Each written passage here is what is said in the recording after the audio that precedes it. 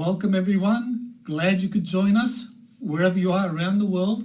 Now we have a really big audience and there's a lot of people here that are new and maybe they don't know too much about me, too much about exopolitics. So I thought I'd spend a few minutes just with an introduction. Now my background was a university professor.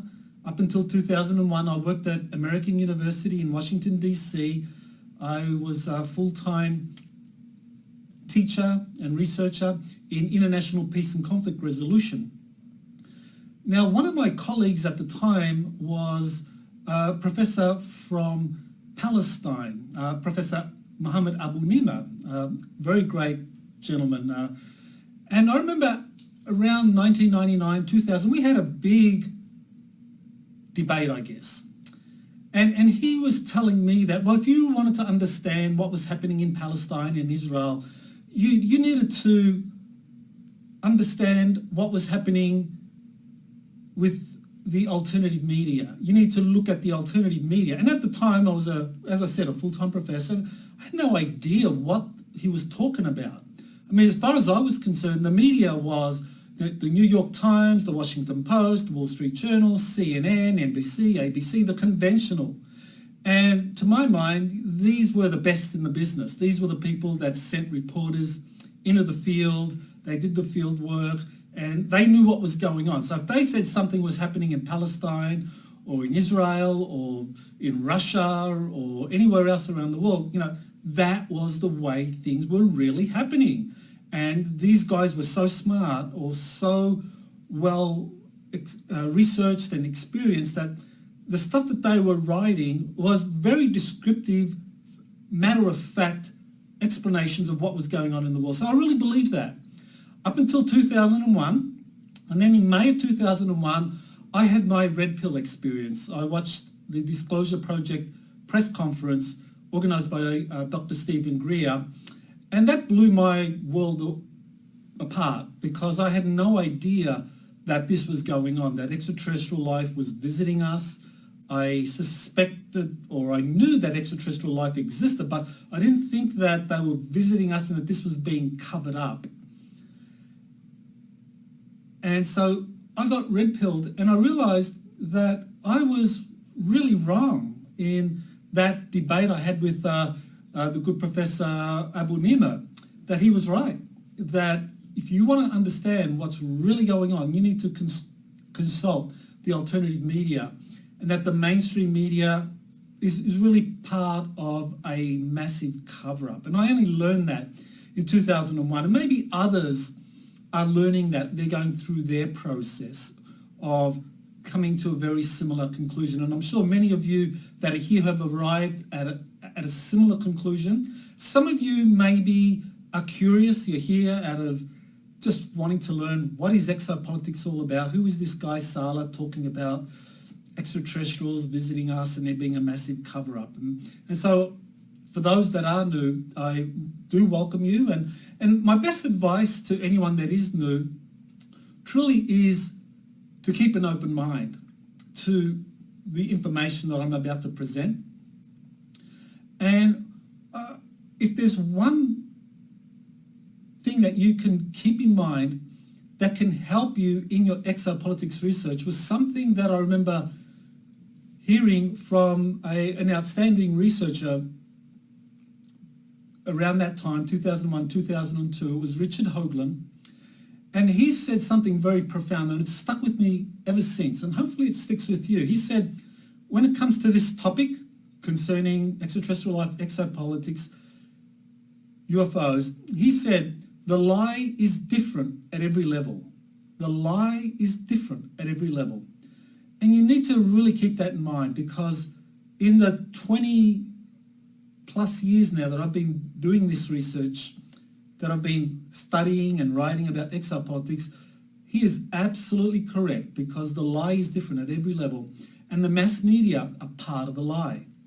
And so we need to unravel that. But first I want to begin by addressing maybe those that are more academically oriented, those that are still maybe working in a university or working with the mass media or with a think tank, in terms of what it is that shifts their perceptions or their understanding of what is happening in the world around us.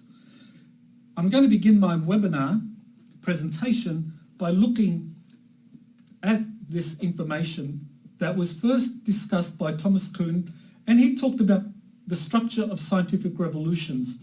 And he appreciated that the way science advances is very slow. It's a series of peaceful interludes punctuated by intellectually violent revolutions.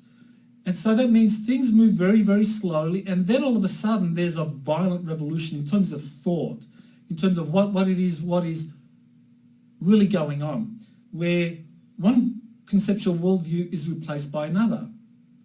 And so things move very, very slowly until all of a sudden there's this revolution in scientific thought. And I think we're at that point. And that's really what I'm going to be discussing, this revolution. And he called it a paradigm shift. And paradigm shifts are new facts that are discovered, and these new facts lead to different theories to explain the facts. And so with these new theories, there's competition for who is able to best explain these new facts.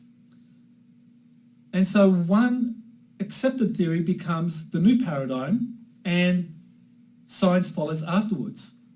And then you reach this point where there's a crisis. And we're kind of at that point now with the scientific mainstream. New facts and theories create the need for a new paradigm, a new way of looking at things.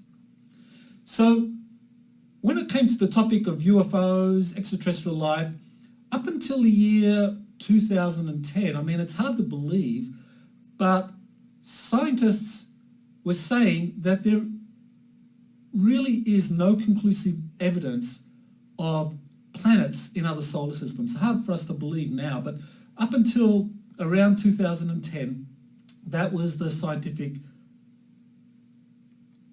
viewpoint. Then the Kepler Space Telescope changed that. It began detecting and confirming the existence of these exoplanets. And so the existence of these exoplanets was a new fact that helped bring about this paradigm shift.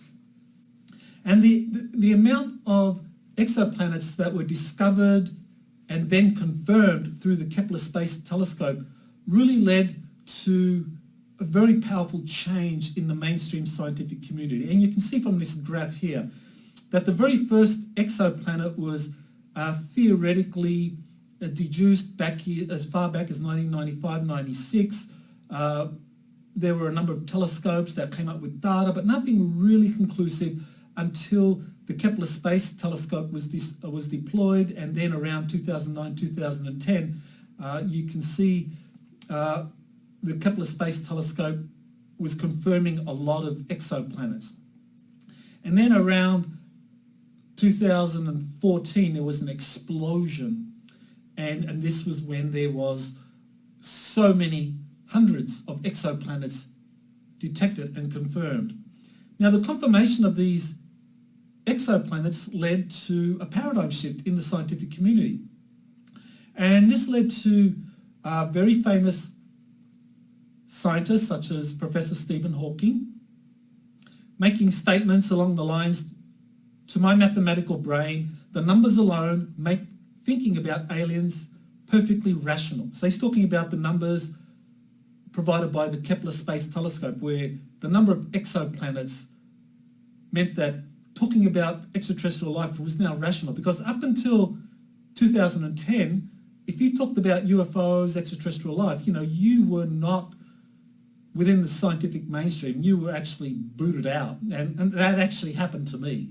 I was actually booted out of academia because in 2003, 2004, I started writing and publishing my research on exopolitics, and that led to my academic superiors saying that, no, this is conspiracy theory, this has no place within a university. That's what I was told back then.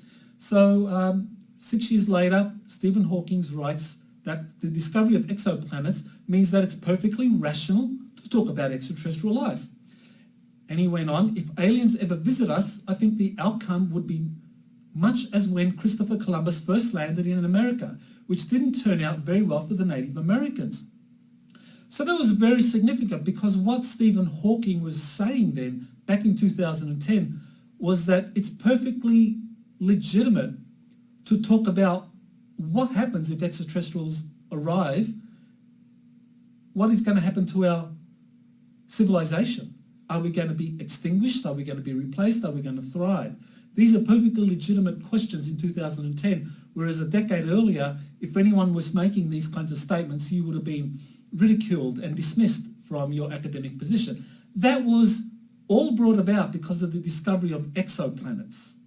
So now something else is happening. This is the James Webb Space Telescope, which was just deployed in December of 2021.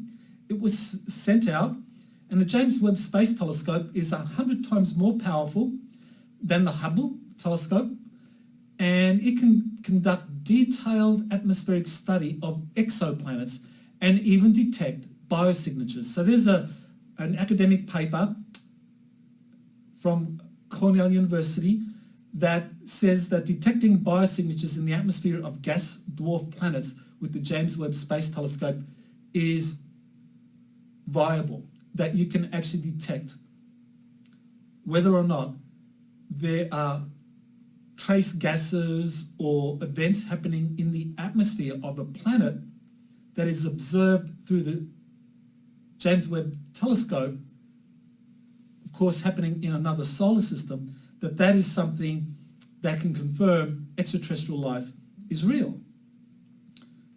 So the James Webb Space Telescope has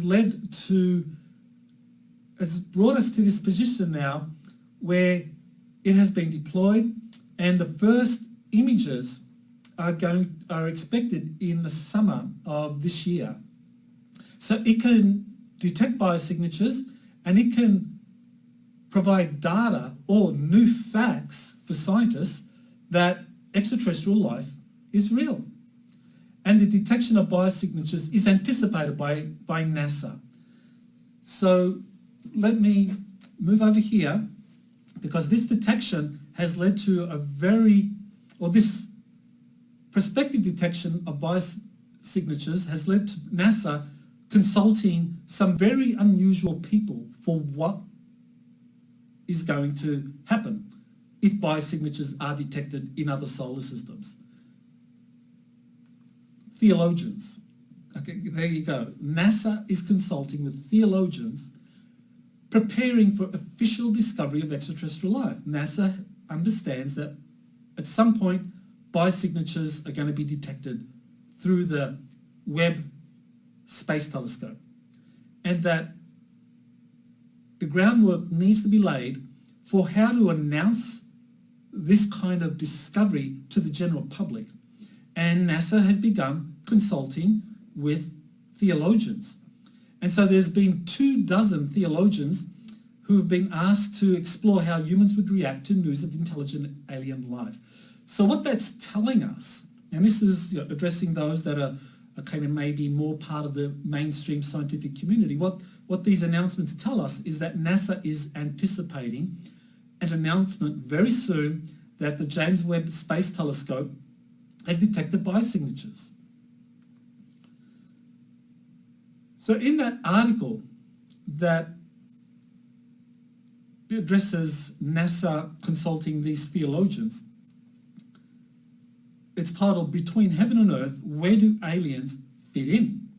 That's the question that NASA hopes theologians at the Center for Theological Inquiry in Princeton, New Jersey can answer in a recent effort to understand how humans will react to news that intelligent life exists on other planets. So NASA's getting ready. University of Cambridge religious scholar, the Reverend Dr. Andrew Davison, is one of the 24 theologians enlisted to help with the project. So NASA's getting ready. They know biosignatures is going to be detected as early as July of this year. That data is going to start coming in, and at some point they're going to do this. Now, you have to ask, is this because there is an understanding that these biosignatures are known to exist out there, and the James Webb Space Telescope is going to detect what is already being discovered through classified military telescopes, because there are classified military telescopes out there. I mean, the James Webb Space Telescope, as advanced as it is, it's at least a decade, if not 2 decades, behind what classified military space telescopes are able to detect out there. So by NASA saying that they are consulting theologians to get ready for a future announcement that biosignatures have been detected, you can be pretty sure that NASA knows, or those senior in the NASA hierarchy know, that the biosignatures are out there and that the Webb telescope is going to detect them pretty soon. So this is going to lead to a paradigm shift where all the data, all of the information that's been presented for decades now concerning extraterrestrial life is going to be given new blood or new attention.